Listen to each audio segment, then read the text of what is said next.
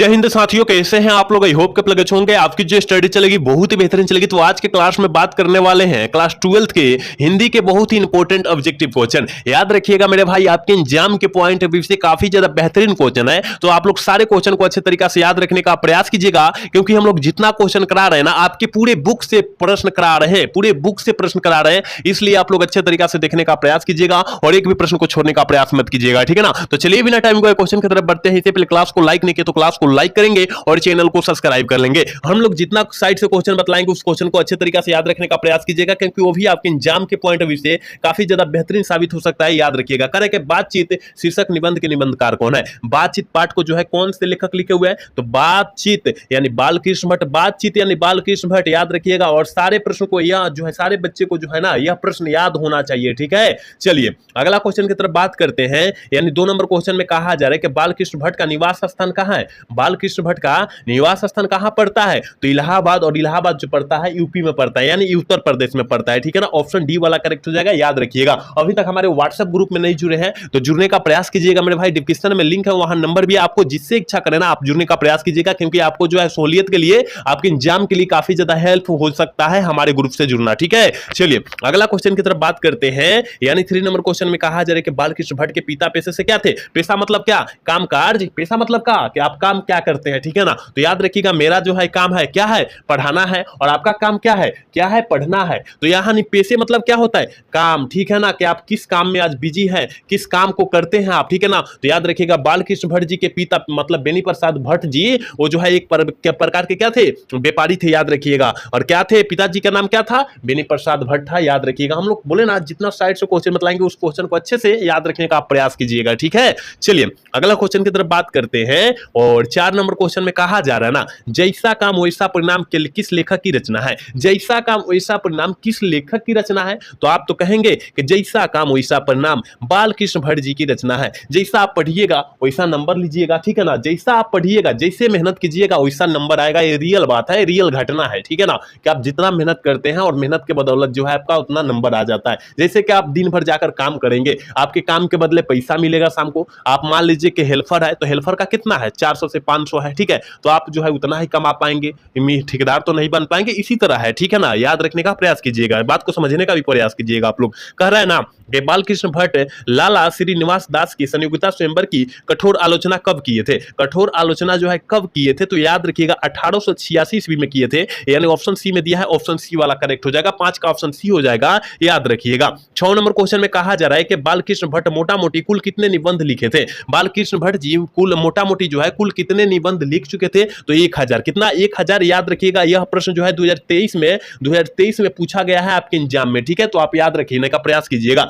चलिए अगला क्वेश्चन की तरफ बात करते हैं। और 7 नंबर क्वेश्चन में कहा जा रहा है मेरे भाई कि भारतवर्ष किस और भारतवर्ष और कलि किस लेखक की जो है ना, कलि लिखा गया है मेरे भाई। यहां कवि होना चाहिए, कलि लिखा गया, इसीलिए तो हम गड़बड़ा रहे हैं। भारतवर्ष और कवि किस लेखक की रचना है। कवि जो है किस लेखक की रचना है, याद रखिएगा मेरे भाई। याद रखिएगा, बालकृष्ण भट्ट जी की रचना है। यानी 7 का ऑप्शन जो हो जाएगा क्या हो जाएगा, डी हो जाएगा। याद रखने का प्रयास कीजिएगा। 8 नंबर क्वेश्चन में कहा जा रहा है कि बालकृष्ण भट्ट का कब प्रयाग मिशन में जो है स्कूल में एंट्रेंस की परीक्षा दी। स्कूल में जो है एंट्रेंस की परीक्षा दिए थे, तो याद रखिएगा 1867 ईस्वी में दिए थे। 1867 ईस्वी में दिए थे, यानी ऑप्शन बी वाला सही हो जाएगा। 8 का ऑप्शन बी हो जाएगा। याद रखिएगा। 9 नंबर क्वेश्चन में कहा जा रहा है कि बालकृष्ण भट्ट का प्रारंभ किस विषय का अध्ययन किए थे। मतलब प्रारंभ मतलब पहले मतलब शुरू में आप किस विषय से अध्ययन किए थे। देखिए जैसे कि आप होते हैं कि सबसे सारे बच्चे का होता है कि सबसे पहले आप सरकारी स्कूल से क्लास कीजिएगा तो पहला में जाना निश्चित है, फिर दूसरा क्लास में, फिर तीसरा क्लास में, इसी तरह। तो मतलब सबसे पहले अपना पढ़ाई करना बालकृष्ण भट्ट किस विषय से प्रारंभ किए, मतलब चालू किए, ठीक है ना। प्रारंभ मतलब चालू होता है, याद रखिएगा। तो याद रखिएगा संस्कृत विषय से। क्या, संस्कृत विषय से क्या ये अध्ययन किए, प्रारंभ किए। याद रखिएगा, ऑप्शन सी वाला करेक्ट हो जाएगा, ठीक है। अभी तक जितने बच्चे क्लास को लाइक नहीं किए तो लाइक करने का प्रयास कीजिएगा मेरे भाई, क्योंकि आपके लिए हम इतना बेस्ट कंटेंट देते हैं, लेकिन आपको जो है इतना बेस्ट कंटेंट के बदले आप कुछ नहीं देते हैं, ठीक है ना। तो एक बार लाइक दे दीजिएगा और साथ में सब्सक्राइब नहीं किए ना, जितने बच्चे क्लास में नए जुड़े हैं और सब्सक्राइब नहीं किए, जुड़ने का प्रयास कीजिएगा और सब्सक्राइब करने का प्रयास कीजिएगा सारे बच्चे, ठीक है। चलिए अगला क्वेश्चन की तरफ बात करते हैं। और 10 नंबर क्वेश्चन जो है काफी ज्यादा इंपॉर्टेंट है और सारे बच्चे इसका आंसर लगा देंगे, सारे बच्चे आंसर लगा देंगे कि एडिशन के अनुसार असल बातचीत कितने लोगों में हो सकती है। एडिशन के अनुसार असल बातचीत सिर्फ 2 लोगों में हो सकती है, 2 हम सहेलियों के बीच हो सकती है, याद रखिएगा। ऑप्शन क्या होगा? बी होगा, ठीक है। 10 का ऑप्शन क्या होगा? बी हो जाएगा। 11 नंबर क्वेश्चन में कहा जा रहा है कि उसने कहा था कहानी कब प्रकाशित हुई थी। उसने कहा था कहानी कब प्रकाशित हुई, तो याद रखिएगा 1915 ईस्वी में हुई थी। और सुखमय जीवन कहानी जो है 1911 ईस्वी में हुई थी, याद रखिएगा, ठीक है ना। और दमयंती स्वयंवर भी जो हुआ था 1911 ईस्वी में हुआ था, ठीक है। तो आप लोग को याद रखने का प्रयास कीजिएगा, ठीक है। चलिए 12 नंबर क्वेश्चन क्या कर रहा है ना कि पुरानी हिंदी किस लेखक की रचना है। पुरानी हिंदी जो है किस लेखक की रचना है, जल्दी से जो है ना 12 का ऑप्शन बतला दीजिए क्या हो जाएगा। तो पुरानी हिंदी की बात कर रहा है मेरे भाई, पुरानी हिंदी की बात कर रहा है, तो आपको पता होनी चाहिए कि पुरानी हिंदी जो है गुलेरी जी की रचना है। किसकी? गुलेरी जी की रचना है, यानी 12 का ऑप्शन बी हो जाएगा, याद रखिएगा। अगला क्वेश्चन की तरफ बात करते हैं और 13 नंबर क्वेश्चन में कहा जा रहा है ना चंद्रधर शर्मा गुलेरी के पिता क्या था। पिता का नाम जो था, जो पिता था क्या था, जल्दी से बतला दीजिए पिता का नाम क्या था, जल्दी से बताइए ना। 13 का ऑप्शन क्या हो जाएगा? तो याद रखिएगा पंडित शिवराम था। क्या था? पंडित शिवराम था, यानी 13 का ऑप्शन जो हो जाएगा ये हो जाएगा, याद रखने का प्रयास कीजिएगा। अगला क्वेश्चन यानी 14 नंबर क्वेश्चन में कहा जा रहा है उसने कहा था कहानी कितने भागों में विभक्त है। उसने कहा था कहानी कितने भागों में विभक्त है, तो आप कहिएगा कि सर हमें पता है वो जो है 5 भागों में विभक्त है, ऑप्शन सी वाला करेक्ट हो जाइएगा। और कातना जो है 3 मार रहा होगा, ये भाई उसने कहा था कहानी जो है कितने भागों में बांटा गया है, तब ना 3 भागों, यहाँ 5 भागों में बांटा गया है और उसने कहा था कहानी कितना है, तो 3 है, याद रखिएगा। चलिए अगला क्वेश्चन की तरफ बात करेंगे। कह रहा है ना 15 नंबर क्वेश्चन कह रहा है कि चंद्रधर शर्मा गुलेरी ने कुल कितनी कहानियां लिखी। देखिए यही क्वेश्चन हम बतला रहे थे, 3 कहानियां। आप याद रखिए ना, याद रखने का प्रयास कीजिए सारे क्वेश्चन को, ठीक है। चलिए अगला क्वेश्चन 16 नंबर क्वेश्चन में कहा जा रहा है सुखमय जीवन का प्रकाशन कब हुआ था। सुखमय जीवन जो है यह जो है पुस्तक का प्रकाशन जो हुआ था वो कब हुआ था? 1911। सुखमय जीवन याद रखिएगा। बुद्धू का कांटा ये 1911 में हुआ था। उसने कहा था 1915 में हुआ था। उसने कहा था कहानी कब प्रकाशित हुआ था? 1915 में हुआ था। आप याद रखने का प्रयास कीजिएगा। हम जितना साइड से बतला रहे हैं आप बात को समझने का भी प्रयास कीजिएगा, ठीक है। चलिए अगला क्वेश्चन की तरफ बात करते हैं और 17 नंबर क्वेश्चन में कहा जा रहा है निम्नलिखित में से कौन सी रचना चंद्रधर शर्मा गुलेरी की है। जल्दी से बतला दीजिए कि चंद्रधर शर्मा गुलेरी जी की कौन सी रचना है। तो आप तो कहिएगा कि इनमें से सभी। हाँ बिल्कुल सही होगा, क्योंकि पुरानी हिंदी भी है, कछुआ धर्म भी है, भारतवर्ष भी है, इनमें से सभी ऑल ऑफ दिस मारिए ना। 17 का ऑप्शन सभी मार दीजिए, डी मार दीजिए, ठीक है। 18 नंबर क्वेश्चन में कहा जा रहा है ना निम्नलिखित में से कौन सी रचना चंद्रधर शर्मा गुलेरी की नहीं है। कौन सी रचना जो है चंद्रधर शर्मा गुलेरी जी की नहीं है, तो आप कहिएगा कि सर कफन जो है ये चंद्रधर शर्मा गुलेरी जी की नहीं है, ऑप्शन डी वाला करेक्ट हो जाएगा, याद रखिएगा आंसर डी हो जाएगा। लेकिन सुखमय जीवन कहानी कब प्रकाशित हुआ था? याद रखिएगा 1911 ईस्वी में। बुद्धू का कांटा कहानी कब प्रकाशित हुआ था? 1911 ईस्वी में। उसने कहा था कहानी कब प्रकाशित हुआ था? 1915 ईस्वी में। आप याद रखने का प्रयास कीजिएगा, थोड़ी सी आप लोग दिमाग लगाइएगा, सारे क्वेश्चन को टिक आउट कर दीजिएगा, ठीक है। तो आप लोग अच्छे तरीके से दिमाग लगाने का प्रयास कीजिएगा, क्योंकि अब आपके पास उतना टाइम नहीं है, ठीक है। आप जो है ऑलरेडी 6 महीना घटा चुके हैं अपने अपने टाइम में से, ठीक है। चलिए अगला क्वेश्चन की तरफ बात करते हैं। 19 नंबर क्वेश्चन में कहा जा रहा है कि चंद्रधर शर्मा गुलेरी संस्कृत विभाग में अध्यक्ष कब बने थे। चंद्रधर शर्मा गुलेरी जी जो है अध्यक्ष विभाग में, संस्कृत विभाग में अध्यक्ष कब बने थे। तो आप तो कहिएगा कि सर हमें पता है यह जो है 1916 ईस्वी में क्या अध्यक्ष बने थे, यानी ऑप्शन सी वाला करेक्ट होगा। 19 का ऑप्शन सी होगा, याद रखिएगा। अगला क्वेश्चन यानी 20 नंबर क्वेश्चन की तरफ बात करते हैं कि जर्मन लेफ्टिनेंट को किसने मार गिराया। जर्मन लेफ्टिनेंट को किसने मार गिराया, तो याद रखिएगा लहना सिंह ने जो है जर्मन पलटन को जो है मार गिराया था, ऑप्शन सी वाला करेक्ट होगा। 20 का ऑप्शन सी हो जाएगा, याद रखने का प्रयास कीजिएगा।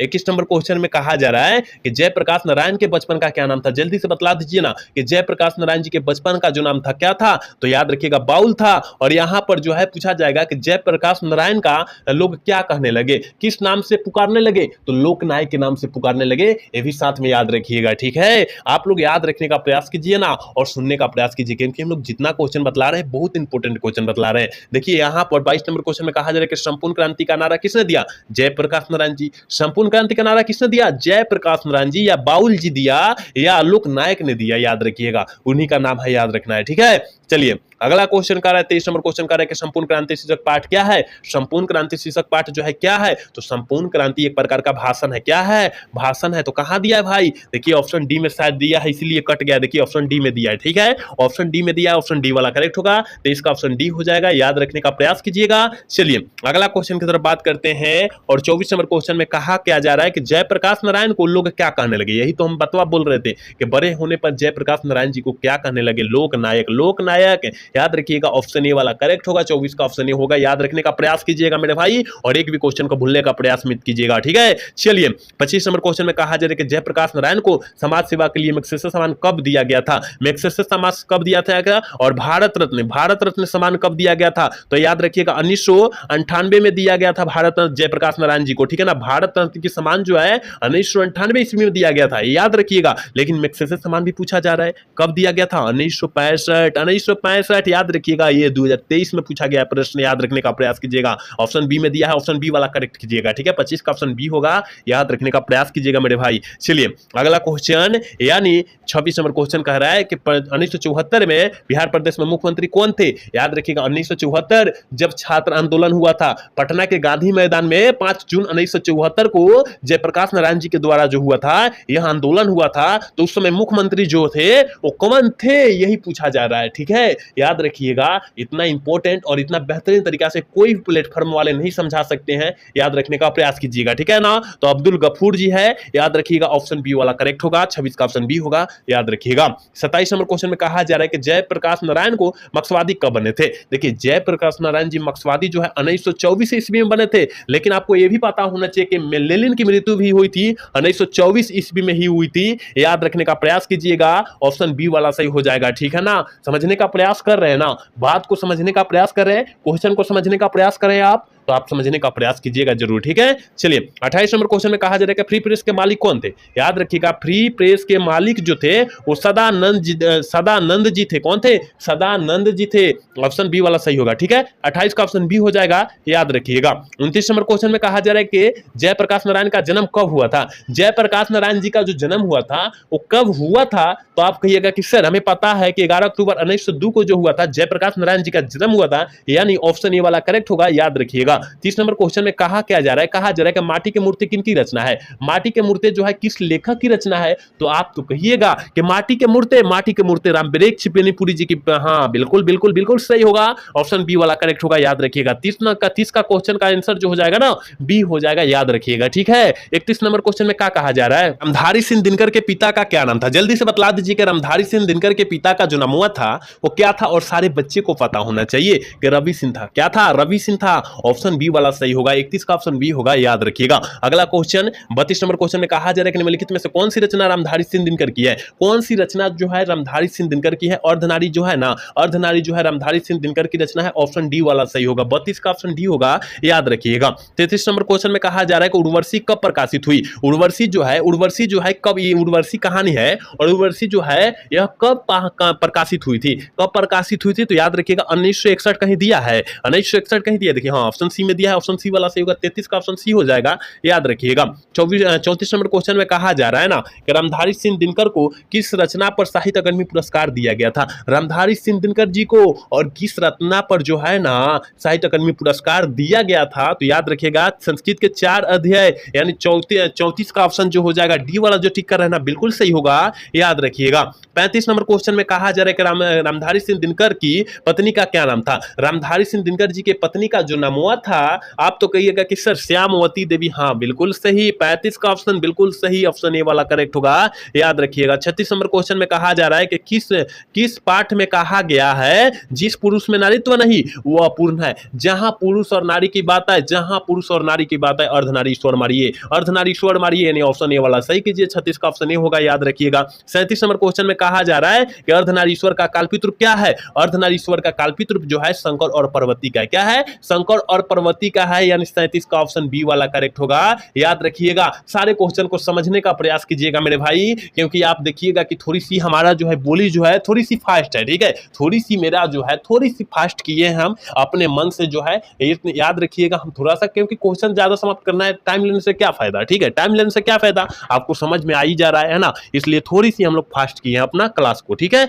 चलिए अगला क्वेश्चन की तरफ बात करते हैं, और अगला क्वेश्चन 38 नंबर क्वेश्चन में कहा जा रहा है कि प्रभंग के किस लेखक की रचना है? प्रभंग जो है किस लेखक की रचना है? तो आप तो कहिएगा कि सर रामधारी सिंह दिनकर की रचना है। तो रामधारी सिंह दिनकर दिखाई नहीं दे रहा है, ऑप्शन डी में दिया है, ऑप्शन डी वाला करेक्ट हो जाएगा। ठीक है, चलिए 39 नंबर क्वेश्चन में कहा जा रहा है दिनकर जी को निम्न में से कौन सा पुरस्कार दिया गया था? रामधारी सिंह दिनकर जी को निम्न में से कौन सा पुरस्कार दिया गया था? तो आप तो कहिएगा कि दिनकर जी यानी रामधारी सिंह दिनकर, और उनको पुरस्कार दिया गया था पद्मभूषण की, पद्मभूषण के पुरस्कार दिया गया था, यानी 39 का ऑप्शन बी हो जाएगा, याद रखिएगा। 40 नंबर क्वेश्चन में कहा जा रहा है कि दिनकर जी किस युग में के कवि माने जाते हैं? रामधारी सिंह दिनकर जो है किस युग में के कवि माने जाते हैं? क्षयवादो युग में, याद रखिएगा। आपके एग्जाम में कई कई बार प्रश्न पूछा गया है, तो आपको याद रखने की जरूरत है। ठीक है, चलिए 41 नंबर क्वेश्चन में कहा जा रहा है कि दूसरा सप्तक का प्रकाशन कब हुआ था? किस वर्ष हुआ था? दूसरा सप्तक का प्रकाशन जो हुआ था वो किस वर्ष हुआ था? तो आप कहिएगा कि सर 1951 ईस्वी में हुआ था, यानी ऑप्शन बी में दिया है, ऑप्शन बी वाला सही होगा। 41 का ऑप्शन बी होगा, याद रखिएगा। 42 नंबर क्वेश्चन में कहा जा रहा है नदी के द्वीप किन की रचना है? नदी के द्वीप जो है किस लेखक की रचना है? जल्दी से बतला दीजिए कि नदी के द्वीप जो है किस लेखक की रचना है? तो आप कहिएगा कि सच्चिदानंद हीरानंद वात्स्य अगे जी की रचना है। हाँ देखिए, तो आगे दिया है, ऑप्शन बी वाला सही हो जाएगा। ठीक है, अभी जितने बच्चे क्लास को देख रहे हैं और क्लास को लाइक नहीं कर रहे हैं, अटेंडेंस नहीं लगा रहे हैं, तो लगाने का प्रयास कीजिएगा। ठीक है ना, क्योंकि आपका अटेंडेंस एक लाइक ही बनता है और एक साथ में सब्सक्राइब बनता है, तो सारे बच्चे कर लीजिए, क्योंकि सारे बच्चे का एक फर्ज होता है कि एक लाइक और एक सब्सक्राइब जो है साथ में हम कर लें। ठीक है, तो सारे बच्चे करने का प्रयास कीजिएगा। ठीक है, 43 नंबर क्वेश्चन में कहा जा रहा है कि अगे जी मैट्रिक कब किए? देखिए, आप 12th कर रहे हैं, इसका मतलब पहले 10 पढ़े होंगे, फिर 11 पढ़े होंगे, तब 12 पढ़े हैं ना। इसका मतलब जो है मैट्रिक आप कब किए थे, यानी अगे जी कब किए थे, आप कब किए थे, वही बात हुआ। ठीक है ना, तो अगे जी के बारे में बतलाना है, अपने बारे में यहां नहीं बतलाना है। ठीक है, जल्दी से 43 का ऑप्शन बतला दीजिए, क्या हो जाएगा? 1925 हो जाएगा। देखिए, तो 1925 में मैट्रिक किए थे। ठीक है, ऑप्शन बी वाला सही होगा, 43 का ऑप्शन बी होगा, याद रखिएगा। 44 नंबर क्वेश्चन में कहा जा रहा है निम्नलिखित में से कौन सी रचना अगे जी की है? कौन सी रचना जो है अगे जी की है? तो आप तो कहिएगा कि सर अगे जी की रचना उत्तर प्रियदर्शी है, याद रखिएगा, ऑप्शन ए वाला सही हो जाएगा। ठीक है ना, भारतवर्ष जो है बालकृष्ण भट्ट जी की रचना है, राजनीतिक और विद्यार्थी और राजनीतिक जो है भगत सिंह की रचना है, पुरानी हिंदी जो है गुलेरी जी की रचना है। आप याद रखने का प्रयास कीजिएगा, हम तो बतला दिए। ठीक है, चलिए अगला क्वेश्चन 45 नंबर क्वेश्चन करेगा, मालती का पति क्या था? मालती का पति जो है एक प्रकार का डॉक्टर था और गिरेगी नामक बीमारी का ऑपरेशन करता था। आप याद रखने का प्रयास कीजिएगा। और मालती जो है किस कहानी की पात्रा है? रोज कहानी की पात्रा है, ये भी साथ में याद रखिएगा। देखिए, यहां से 4 को क्वेश्चन बन गया। ठीक है, ऑप्शन ए वाला करेक्ट होगा इसका। ठीक है, चलिए अगला क्वेश्चन 46 नंबर क्वेश्चन में कहा जा रहा है कि तार सप्तक का प्रकाशन संपादक जो है कौन है? तार सप्तक का संपादक जो है कौन है? तो आप तो कहिएगा कि सर तार सप्तक ये पूछा जा रहा है, हमें पता है कि सच्चिदानंद हीरानंद वात्स्य अगे जी है, तो इसमें तो दिखाई नहीं दे रहा है। ऑप्शन डी में देखिए, तो ऑप्शन डी में दिखाई दे रहे हैं, ऑप्शन डी वाला करेक्ट होगा। ठीक है, ऑप्शन डी हो जाएगा, याद रखने का प्रयास कीजिएगा। देखिए 47 नंबर क्वेश्चन में कहा जा रहा है कि निम्न में से किस कहानी में ग्रेगिन का उल्लेख है? ग्रेगिन का उल्लेख किस कहानी में है? रोज कहानी में ग्रेगिन का उल्लेख है। ठीक है, रोज कहानी में ग्रेगिन का उल्लेख है। और ग्रेगिन क्या है? ग्रेगिन जो है क्या है? एक प्रकार का बीमारी है। ठीक है, याद रखिएगा। और ग्रेगिन बीमारी का ऑपरेशन जो है महेश्वर करता था, और महेश्वर जो था डॉक्टर था, और महेश्वर जो है मालती का पति भी था। ये साथ में याद रखने का प्रयास कीजिएगा, हम जितना बतला रहे हैं साइड से क्वेश्चन को याद रखने का प्रयास कीजिएगा। 48 नंबर क्वेश्चन में कहा जा रहा है अगे की माँ का क्या नाम था? जल्दी से बतला दीजिए कि अगे जी के माँ का जो नाम हुआ था वो क्या था? तो आप तो कहिएगा कि सर अगे जी बेअंती देवी। अगे जी का माता का नाम, माँ का नाम क्या था? माता का नाम क्या था? बेअंती देवी था, याद रखिएगा। 48 का ऑप्शन बी हो जाएगा। 49 नंबर क्वेश्चन में कहा जा रहा है रोज इनमें से क्या है? रोज एक प्रकार का कहानी है, और रोज कहानी के कहानीकार कौन है?